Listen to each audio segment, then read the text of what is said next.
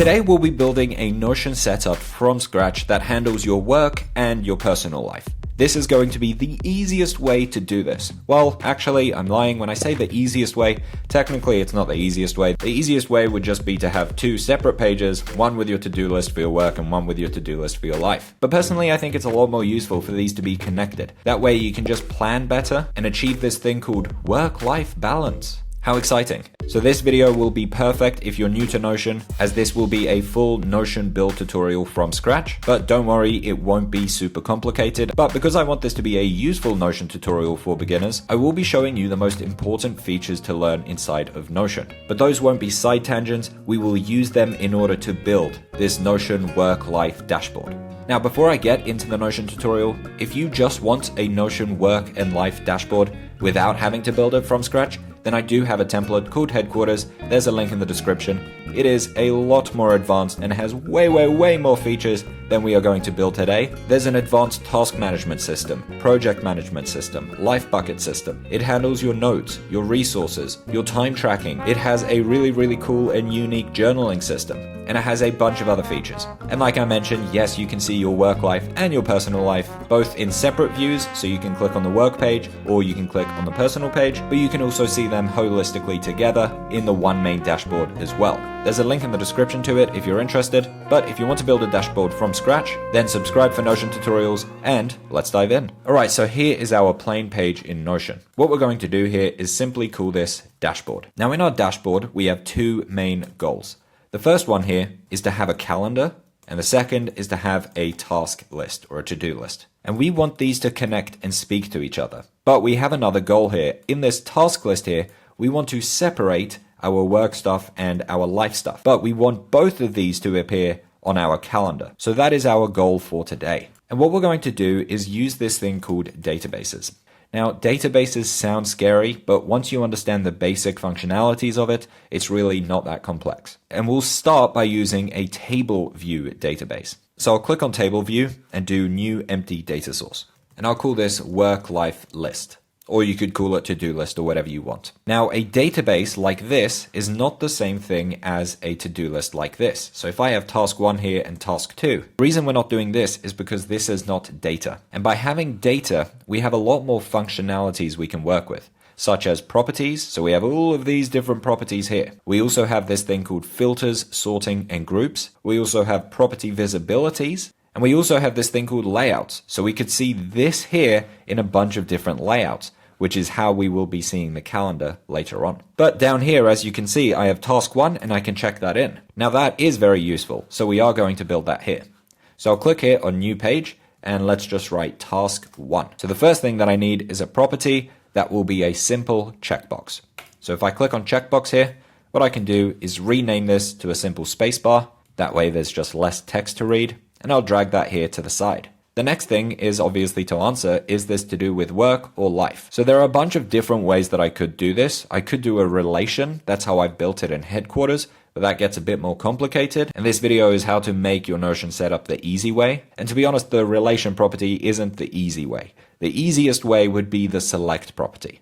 So we'll click on that and I'll rename this to type. So we'll have two options. We'll have work and of course we'll have life. So I can change these colors as well if I want. We'll keep work as red, and then life here, let's make that yellow. So I have work and life, and that works as a simple drop down. So if I add task 2 in here, I can simply select work. Now the next thing that I'm going to need here is a property for when I'll do the task. This will connect to our calendar. So I'll simply click here on date. So now I have the 4 properties that I need. The checkbox property, so I can check in if the task is complete or not. The name property, so what the actual task is. The type, so is it work or life, and the date property. That way I can schedule the task for when I want to do it. So now that we've set up the 4 ingredients that we need in our database, let's now learn filters, sorting, and group, because they will help to make this a useful system. So right now, I'm seeing my life and my work tasks in the same list, which is good, but it is slightly confusing, because if I say task 3 here and that's to do with life, as you can see, it goes life, work, and then life again. So we'll fix this by clicking on settings and clicking on group, and we're going to group this by the type. So now you can see life and then work. And these work as toggles, so I can simply open and close the toggle like that. And if I click here on new page, so a page being a task, if I click that underneath work, automatically it gets labeled with work. So I'll write here task 4. By the way, you can reorder this so your work appears above your life. You can click here on settings, click here on group, and then simply drag work up like that. So now we have work and then life. Now the next issue that we're going to run into is a problem with the date. So let's say this here is the 21st and then this here is the 24th. But let's say this here is the 30th and then this here is the 28th. As you can see, the dates here don't follow the same structure. It goes 21, then 24, 30, and then 28. So we want to have a order for these. In other words, we want to sort this. So right now we've worked with groups. The next thing here to work with is sort. So I'll click here on sort and we are going to sort this by the date. So here we can do date ascending or date descending. I think it makes most sense to have date ascending. So now it goes 21, 24, and then 28, and then 30. Now, by the way, even if you have a date here, so let's say today for this task, and as you can see, it jumped up automatically here to the top, and this is task 5. Even though 20 comes before 21, it's staying in this group here. That's because the priority is to keep it in the same group, even if the 20th comes before the 21st. Hope that makes sense. Now, as you can see, we might run into a bit of an issue here. See, hopefully you are being nice and productive and you are actually completing your task list. But what that will mean is you'll end up having a very, very long task list because you're seeing everything you've completed in the past. And we will fix this by using filters. So what we could do here is filter this to say, don't show me the stuff that's been ticked in. So I'd click here on filter, or I'd click on settings and then click here on filter. And then I'd say filter this by the checkbox and only show me here the stuff that is unchecked. Now this is great because now I'm not seeing the stuff that I've completed. But we do have a problem here. I do want to know the stuff that I've completed in the past. It's useful to have that. We don't want to delete that. So what we're going to do is learn the next skill. You've now learned filters, sorting, and groups. We now want to learn database views. So if I click here on these 3 dots, you can see this here, duplicate view. If I click here on duplicate view, we now have this table view and this table view. These are the same view, just in different tabs. But each of these tabs here can have different filters, sorting, and different groups applied.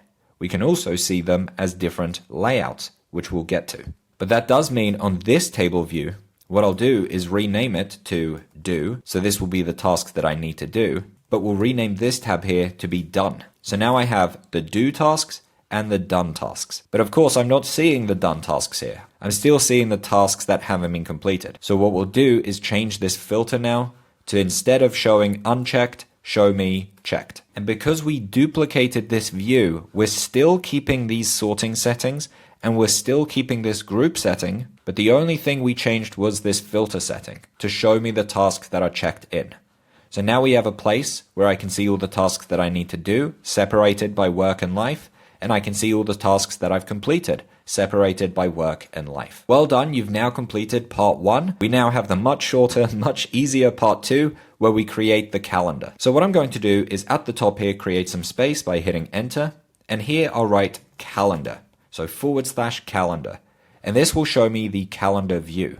Now, instead of doing new empty data source, I'm going to search for the database here. So I called this, what did I call this? Work-life list. And then here I can see that work-life list database showing up. So whatever you call the database, simply search for that. So here I'll click on work-life list. And I won't click on do or done. Instead, I'll click here on new calendar view. Now, as you can see, task 5, 2, 4, 3, and 1 are showing up here on this calendar. That is because this database is the same as this database. These are the same database. So if I make any change here, it will also affect on here, and vice versa as well. So this task 4 here is on April 24th. But let's move this task 4 here to April 23rd.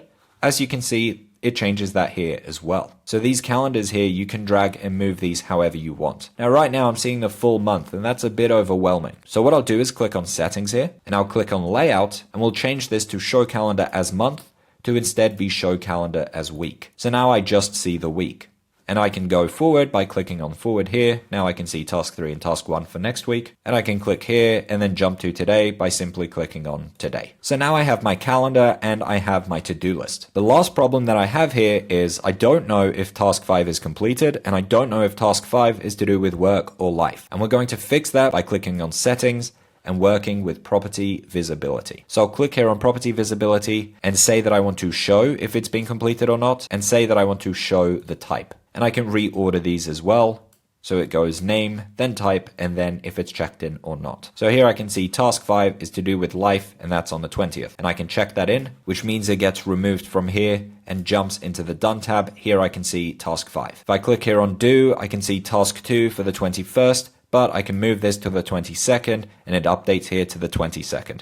Everything here is connected and works together. When I want to add a task, I can either do it directly in here to give it a date immediately, or I could scroll down here and click here on new page to add it under life, task 6. I could click here on new and do task 7. Everything here is seamlessly working together. If you do want something a bit more advanced, then again, check out Headquarters. I'll put a link in the description, or you can click on this video here to see the full tour. Thanks so much for watching, and well done for creating a dashboard from scratch in Notion.